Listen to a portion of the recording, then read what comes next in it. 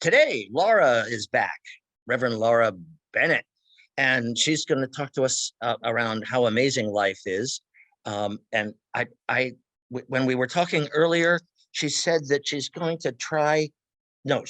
to weave together Valentine's Day and Black History Month. And I thought fascinating. Wow, how that's going to be wonderful to hear. Founding minister and CEO of Unity of Heartmind, senior minister of various churches, and author of the book The Language of God and several others there. And currently working on a podcast with her husband Larry. I can't see the heartbeat. The heartbeat, yes. And more to come about Laura and what she's up to a little bit later. But Laura, welcome. Thank you for being with us. And the floor, the Zoom is yours. All right. Well, thank you. It's great to be with you today. And wow, just an amazing experience always when I'm with you, and who you are and what you stand for. And you might hear some clunking around in the background. My husband's downstairs working on stuff. Anyway, yeah. And first of all, I just want to say happy Super Sunday to everyone. And if you are a Chiefs fan or a football fan, or if you're not, it's a high energy day today. So go Chiefs, go Chiefs. Yeah, and it's just a joy to be with you again. We are celebrating. February is so full. It's like a holiday season in itself. There is Valentine's Day, which celebrates the legend of Saint Valentine, who is considered to be a Christian martyr. He was a martyr for his Christianity, and one of the things that he was known to do was to pass notes from people who were in prison to their loved ones outside of prison. They say that's how the Valentine note got started, but you never know. These stories tend to grow over the years. So we're celebrating Saint Valentine this month. We are also celebrating the birthdays of George Washington on the 22nd, Abraham Lincoln, whose birthday is today, and Frederick Douglass, whose birthday is on Valentine's Day. So all of these birthdays are celebrated. And at the end of the month, Mardi Gras, Ash Wednesday, and Lent begins. So it is really quite a month, not to mention the Super Bowl today. Also, Laura, yes. My birthday is the 26th. Well, there you go. That adds to it, Jeff. That is it's awesome. A holiday. Any other February birthdays in there? Okay, my brother-in-law's birthday is also in February. Anyway, so yeah, it's a great month. It's a great month, and we will also focus on honoring Black History Month today, which, by the way, I'm going to put in a little plug here. If you go to my website, either you can type in laurabennett.com or all one word, theheartmind.org. Either one will get you there. If you go to my website, on the front page of the website is a link to the latest podcast of The Heartbeat, which is an interview with Sandra Campbell, who was with you last week, about Black History Month. So it's all connected. We are all connected. And in honoring Black History Month, I just want to mention, as I do this in the podcast too, I mentioned Dr. Carter G. Woodson, who was a Harvard educated scholar back in the early 20th century. And he began an organization that promoted the history of what was referred to as the Negro at that time. And he was known as the father of Black history. He started Negro History Week in 1926. And he made it the week of both Abraham Lincoln's birthday and Frederick Douglass's birthday.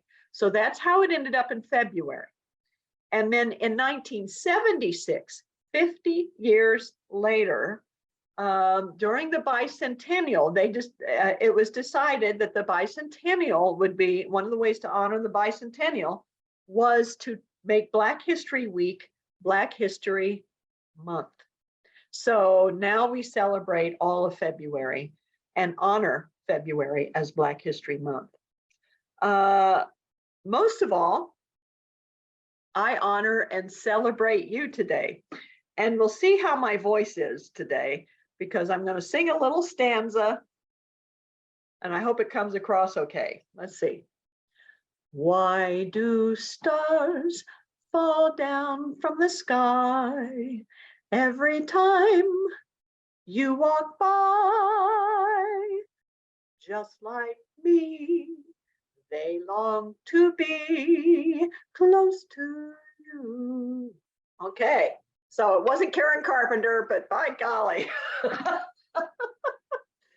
It also honors the life of the composer of that song, Burt Bacharach, who passed away this last week. He was a man of songs that celebrated life and love. And we sing, we sing so many of his songs, we can't even keep track. And now we will start our slides, Kelly. Let's go and take a look at Burt there at his piano. Yep, there he is. Okay. So Burt was actually, I don't know if you know this, but Burt was born in Kansas City. He grew up in New York, but he was born in Kansas City. It's like me, I grew up outside of Washington, D.C., but I was born in Topeka, Kansas. His mother made him take piano lessons. My grandmother made me take piano lessons. He really wasn't that great a pianist, but his mother stuck to it, and he got to like music enough, not of the classical kind, but when he got older, he would sneak into jazz clubs with a fake ID and listen to jazz. And this started his inspiration of composing and writing his own music. He connected as an adult with Hal David, a lyricist, who wrote a lot of those very clever and magnificent lyrics. And by the end of his whole career, he had earned 3 Academy Awards for his songs, 6 Grammy Awards for his music, and an Emmy Award. So he had quite a creative career. And life was amazing for him, and he put it into music. Life is amazing when we follow our vision and seek to contribute to those around us through the gifts that we have to offer. Someone else who did that wrote poetry to celebrate the human soul and was such a tremendous writer. Yet growing up, I found none of her works in the books of American literature that I studied. And I studied American literature in college. But here is a quote from her poem, On Imagination. And we'll go to the next slide for that. There we go. Imagination. Who can sing thy force, or who describe the swiftness of thy course? Soaring through air to find the bright abode, thy imperial palace of the thundering God. We on thy pinions can surpass the wind and leave the rolling universe behind. From star to star, the mental optics rove, measure the skies, and range the realms above. There, in one view, we grasp the mighty whole, or with new worlds amaze the unbounded soul. So, who was this poet? Her name was Phyllis Wheatley. Phyllis Wheatley was an enslaved African American of the 18th century. She knew the power of love and vision and inspiration, and was an early inspiration for the abolition of slavery and the American Revolution. She loved the story of Moses freeing the slaves from Egypt, and we'll go to our next slide now. She especially liked the encounter at the burning bush. And like Moses at the burning bush, she knew the great flame within that inspires all of us.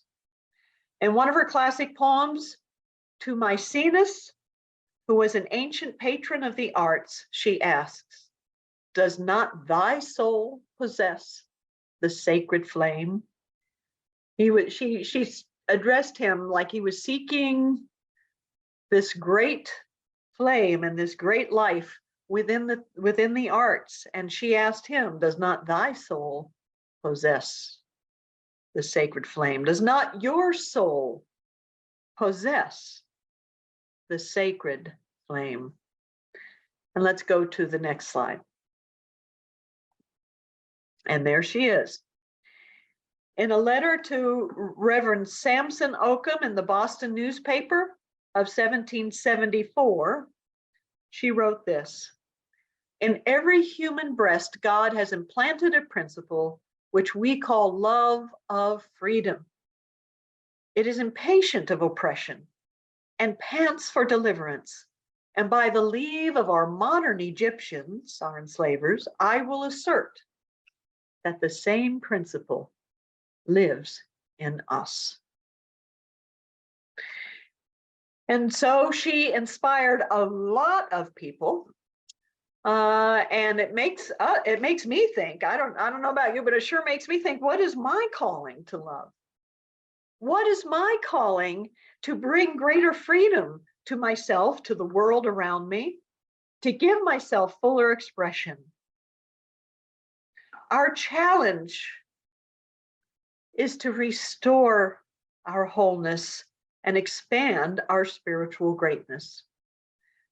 To Phyllis Wheatley, the story of Moses and the Exodus was her own story. When Moses caught the vision, like Phyllis, he did three things. And let's move to the next slide. Okay, next slide, there we go. All right, he heard the "I am who I am" at the burning bush calling. The first thing was to look up to what is possible. Moses said, "I must turn aside and see this great sight, the sacred flame of the unbounded soul." Calling Moses to free the slaves and calling each of us to be free from that which oppresses us, the self-doubts, the opinions of others, our worries, our concerns, our ideas, our concepts of limitation. You know, it calls us to break the chains through faith in ourselves, through greater strength in who we are as divine human beings. Is there a possibility in your life that still calls to you? And what would that be? Is it a reconnection with a loved one or a friend? Is it an expansion of your own education and knowledge and understanding? Is it a dream of doing something to make the world a better place?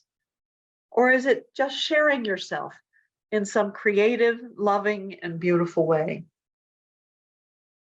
And let's go to the next point. The second thing Phyllis did was, oh, I mistyped it. I said step up. Okay. Actually, go to the next point. we'll do all 3 points. I got them out of order. Okay. All right. So, was actually to wake up and step up. I'll do the step up. Was to wake up and step up to who she was. After being seized from Senegal, Gambia, West Africa, Phyllis was about 7 years old and became a household slave in the family of John Wheatley of Boston.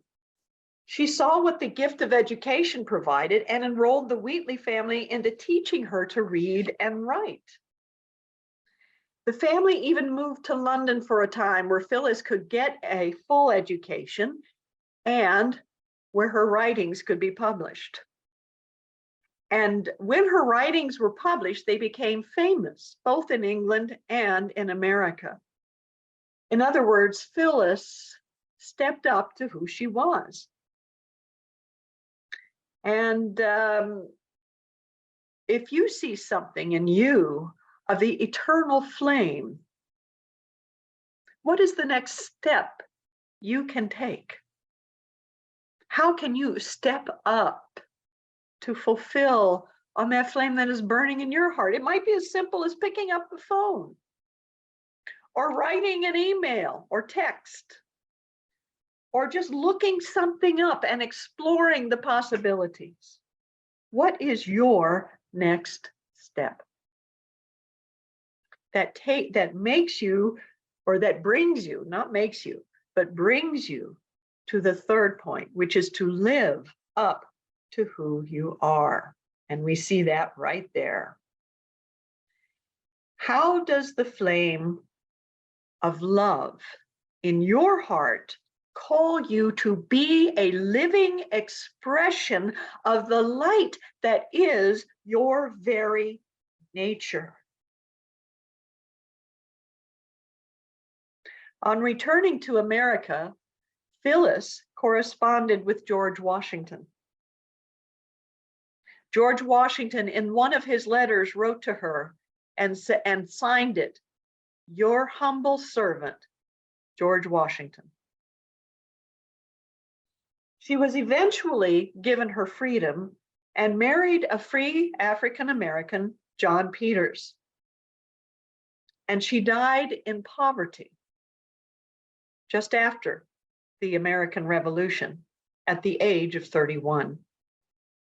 Yet she never stopped looking up, stepping up, and living up to who she was, because the love in her called her to do these 3 things. And here they come.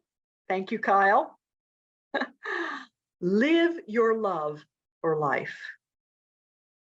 Learn to love yourself and let yourself love others. And we'll go to the next slide. When Phyllis was dying, she still had the words in her. So she wrote this piece called Liberty and Peace in 1784. It's some years after the revolution, but not long. She wrote, "But how presumptuous shall we hope to find divine acceptance with the Almighty mind, while yet a deed ungenerous thy disgrace, and hold in bondage Africa, blameless race. Let virtue reign, and then accord our prayers, be victory ours, and generous freedom theirs." Now, that one gets me. That just moves me. That in her last weeks of life, she called for the freedom of her fellow African Americans, and she called to those Americans who had won their freedom. And it's just so powerful, so powerful. And yet what has gotten me since I started studying about Phyllis Wheatley, and by the way, you can find a lot about her on YouTube. If you go to YouTube, there are documentaries on her. There's the Phyllis Wheatley Poet Society. And she was just an amazing soul. And what really moves me is she was one of the greatest writers of her time. And I don't know about today's American literature curriculum, but she was not in the curriculum I grew up with. And this is what I'm just glad to see a world that is starting to recognize all that we have to learn about each other. And so we learn and grow in love. And let's go back to that previous slide.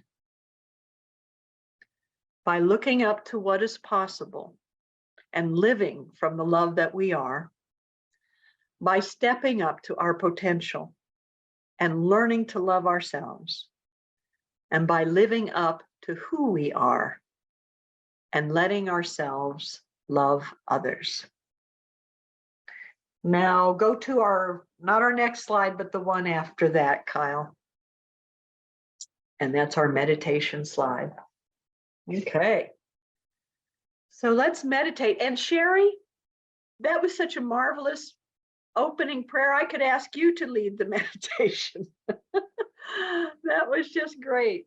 And Jeff, you've done such a beautiful opening. I could ask you to make these points I'm making. You all give so much to each other, and you live up through the divine connection that you are. And so we are going to connect in that love by taking a deep breath and going to the heart center of your being and seeing it as a divine flame of radiant light.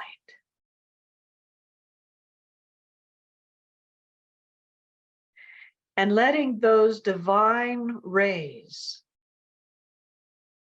of healing love fill your being.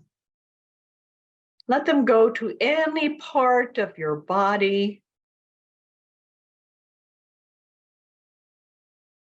any emotion, any way of thinking that needs to recognize its innate wholeness. Let that wholeness now be called forth.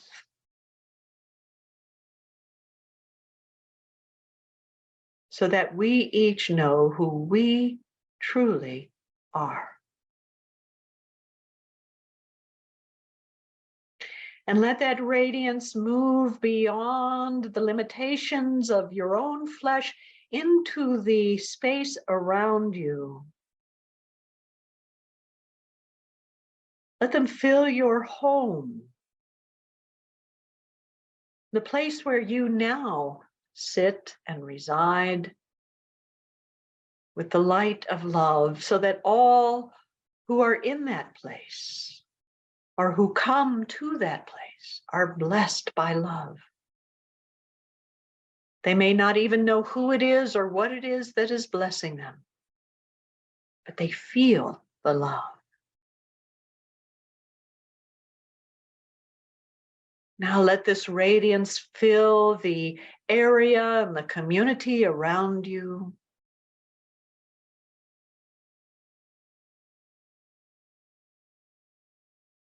See it awakening in every heart. See it alive in every living thing.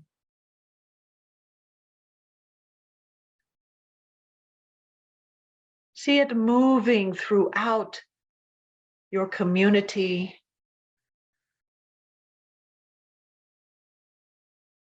your nation, your world.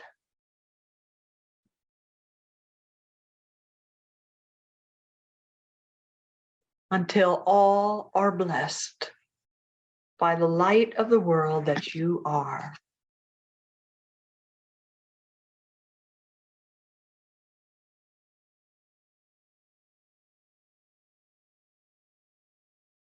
And I'm going to lead us into a moment of silence with a poem that I wrote some time ago. Embrace me with thy holy light. Give me wings and let me take flight to the highest realms my soul can touch. And just when I think it's too far or too much, there you are calling me farther still, until I merge with your divine will and come to know and understand you've placed the universe in my mind, in my heart, and in my hand.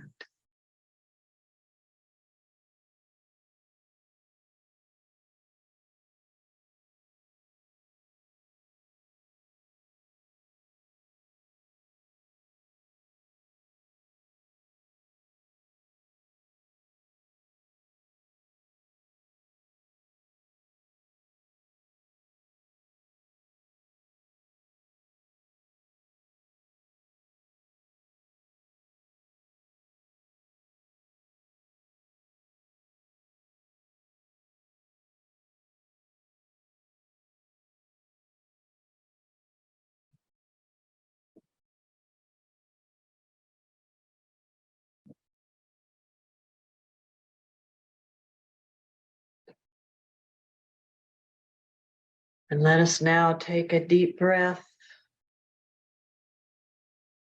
and return with the music of one of Burt Bacharach's best friends as she sings his song that we've sung earlier. In I think some of you sung it earlier, just not long ago. And it's what calls us all. It's that calling in our own hearts that now sings to us through the voice of Dionne Warwick.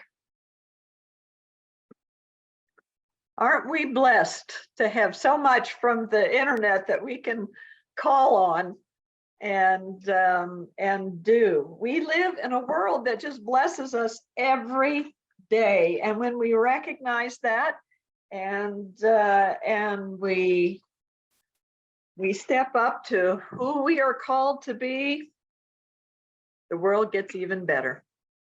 So thank you all for letting me be here today to share the story of one of my favorite poets with you.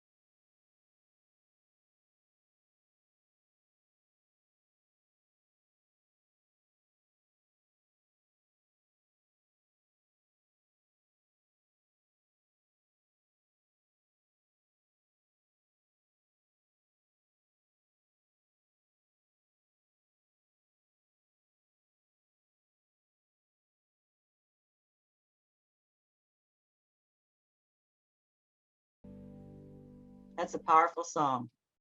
I invite you now to just take a moment, take a breath. Take a breath. Think about what Tim O'Brien sang a minute ago. When you pray, move your feet. Bring his love to the people you meet. And this month of February, we celebrate the power of love. Bring his love to the people you meet. So I invite you to take a deep breath and find a comfortable position wherever you are. Breathe into your heart space, love, and breathe out faith. Take a long, deep breath, breathing in love and breathing out faith. Through love, we express this power of faith out to everyone on this call, everyone who couldn't be with us today, everyone in our neighborhood, our homes, our community, people we like, people we don't like. We express this love in our faith. And so I invite you to open your minds and your hearts to the spirit of love and putting feet to your prayers.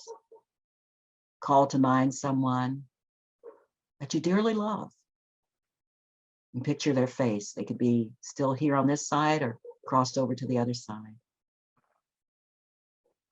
And just like when you couldn't hear anybody praying, your prayers are heard, your thoughts are prayers. So send that loving, kind thought, that love, anything you left unsaid before they passed over, anything you need to say to someone.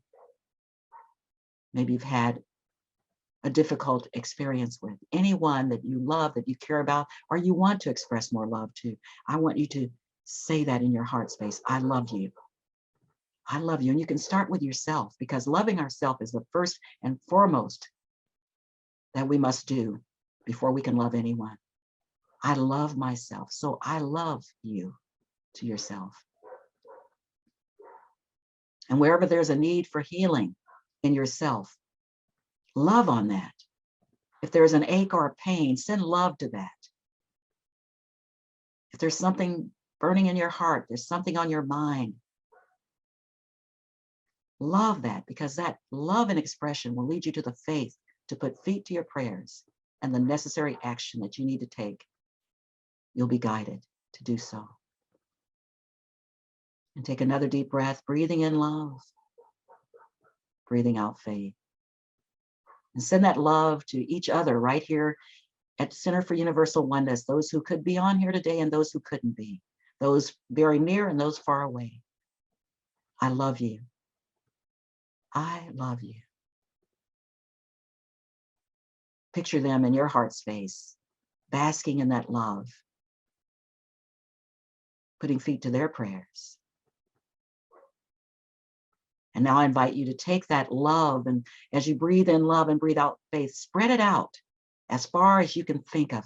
Spread it out to your family and your home and your neighbors, your friends, the community, the nation. And we need all the love and all the faith that we can muster to send to the politicians to make right decisions,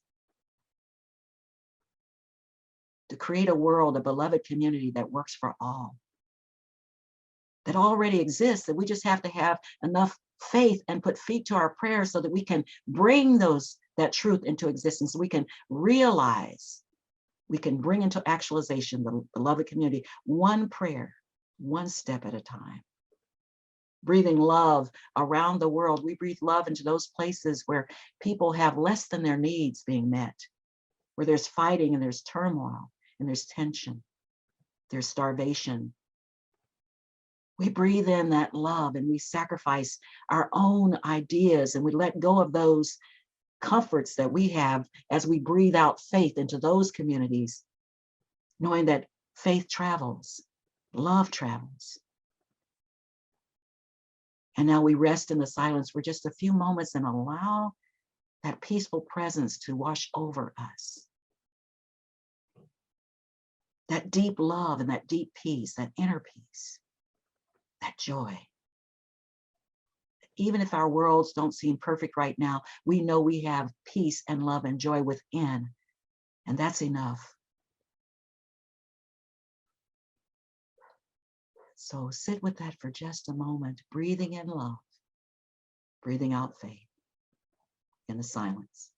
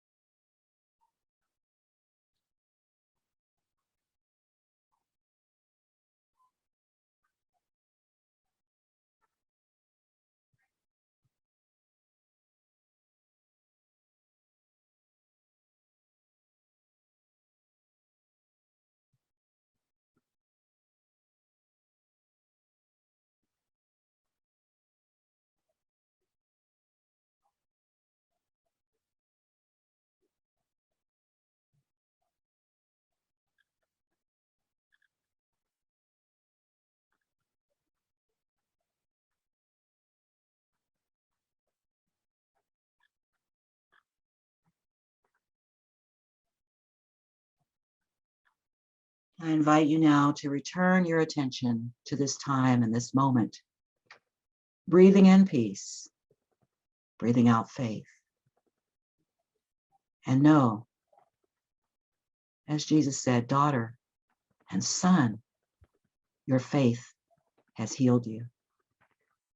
So as you go about the remainder of this day and this week and the coming weeks, remind yourself when you're experiencing a challenge, take it in prayer. The Apostle Paul says, rejoice always, pray without ceasing, and in everything give thanks. And then put feet to your prayers. When you pray, move your feet.